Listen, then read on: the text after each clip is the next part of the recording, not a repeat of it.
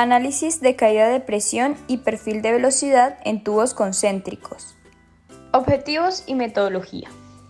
El principio de este caso de estudio se fundamenta en hallar una expresión de velocidad promedio con el fin de encontrar la caída de presión en un tubo concéntrico para un intercambiador de calor de tubos concéntricos, mediante un caso hipotético con unas variables definidas.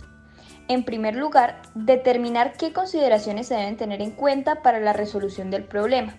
Luego se centra en el modelamiento matemático donde se exponen los datos planteados en el caso de estudio y se ponen en práctica las posibles consideraciones, para luego de manera hipotética realizar un análisis de los datos. Con esto último se pueden explicar las conclusiones. Los intercambiadores de calor son dispositivos o sistemas utilizados en una gran variedad de aplicaciones, tanto industriales como de la ingeniería. Estos permiten el intercambio de calor de dos fluidos sin que estos se mezclen, ya que están separados por una pared sólida que puede tener diferentes configuraciones geométricas. Los tipos de intercambiadores se pueden clasificar de acuerdo a la disposición del flujo, el tipo de construcción, su geometría, entre otras cosas. El más simple es aquel donde el fluido frío y el fluido caliente fluyen en la misma o contraria dirección en un tubo concéntrico. En pantalla vemos algunos ejemplos. Dentro de esto está el intercambiador de calor de tubos concéntricos. Se presentan muchos tamaños y materiales. En este tipo de intercambiador se tiene uno de los fluidos transportados por el tubo de menor diámetro, mientras que el otro se transporta entre el espacio anular que se presenta entre los tubos. Por esto se tienen dos tipos de flujos, flujo paralelo y contraflujo. Ejercicio de aplicación. Para esta aplicación se plantea un caso hipotético donde su finalidad es analizar el comportamiento de una corriente de agua que fluye solamente en dirección Z positiva.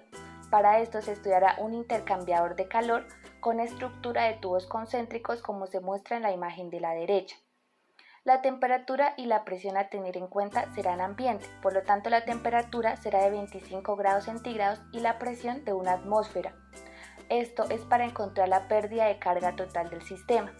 Los datos a continuación son datos teóricos que permitirán obtener resultados numéricos. El radio del tubo exterior es de 10 centímetros y el radio del tubo interno es de 5 centímetros. La longitud de la tubería es de 2 metros. El caudal que lleva el agua es de 0,38 litros sobre segundo.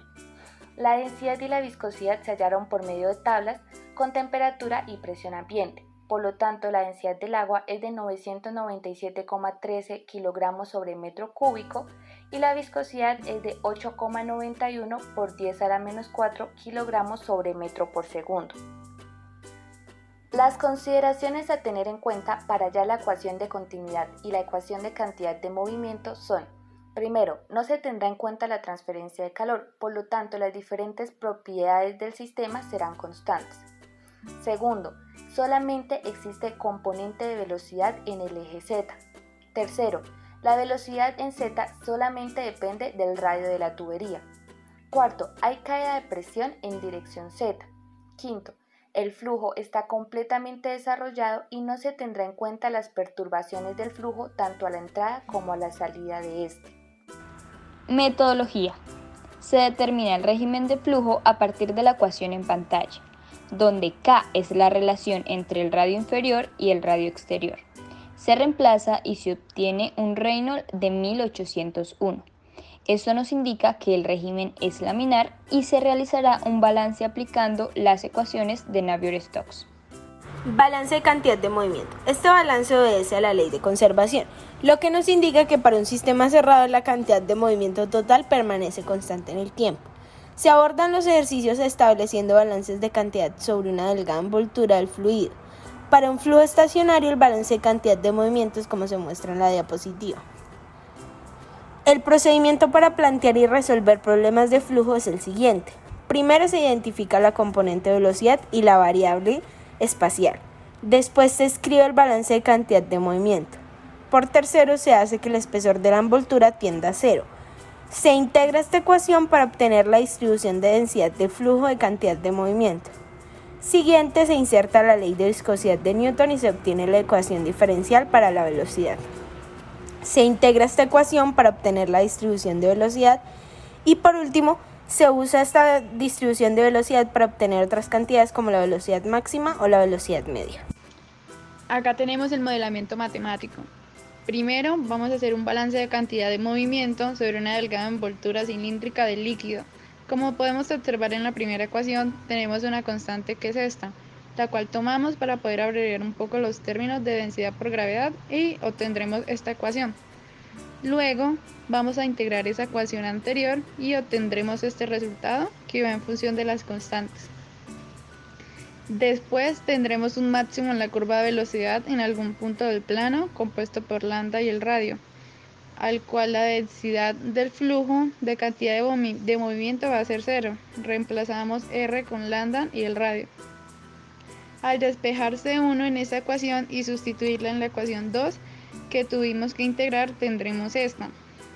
Ahora lo que haremos es sustituir el tensor de esfuerzos viscosos por la ley de la viscosidad de Newton para obtener esta ecuación diferencial, para luego integrar esta ecuación diferencial de primer orden por variables separables, donde se obtiene la siguiente ecuación.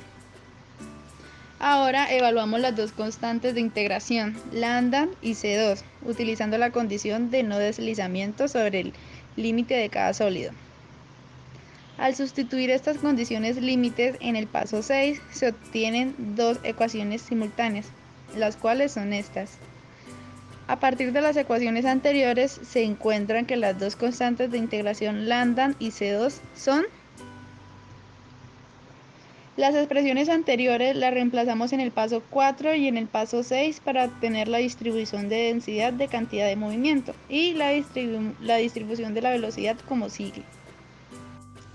A partir de la ecuación de Bernoulli modificada es posible hallar la pérdida de carga total del sistema, la cual es la altura adicional que el fluido necesita para elevarse por medio de una bomba con la finalidad de superar las pérdidas por fricción.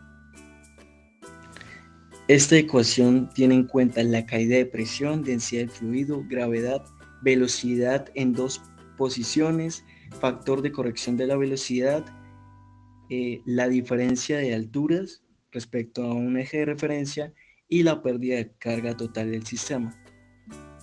Y debido a que el área transversal del intercambiador de calor se mantiene constante, el término de velocidades se hace 0. Al despejar la presión modificada de la ecuación de velocidad media obtenida anteriormente, se obtiene una relación para la caída de presión y reemplazando los valores numéricos correspondientes, se obtiene que la caída de presión es menos 19.564 kilopascales. Es negativo debido a que al aumentar Z disminuye la presión. Y finalmente, evaluando la ecuación de Bernoulli modificada, se encuentra que la pérdida de carga total del sistema es aproximadamente de 0 metros. De acuerdo con el valor obtenido para la pérdida de carga total del sistema, se concluye que a reinos bajos esta es despreciable, es decir, el fluido no necesita elevarse por medio de una bomba para superar las pérdidas por fricción. Esto ocurre cuando el flujo de corriente de agua va a bajas velocidades y el radio exterior es pequeño, sin importar el material, longitud de la tubería ni la inclinación. Como información adicional, las relaciones matemáticas obtenidas se utilizan para estimar la viscosidad de fluidos a partir de datos experimentales como el caudal y mediante un medidor de presión, la caída de presión en el tramo de tubería. También en plantas de procesos se puede controlar el flujo volumétrico en tuberías de acuerdo con la potencia necesaria de bombeo. Muchas gracias por su atención y no olviden compartir el video.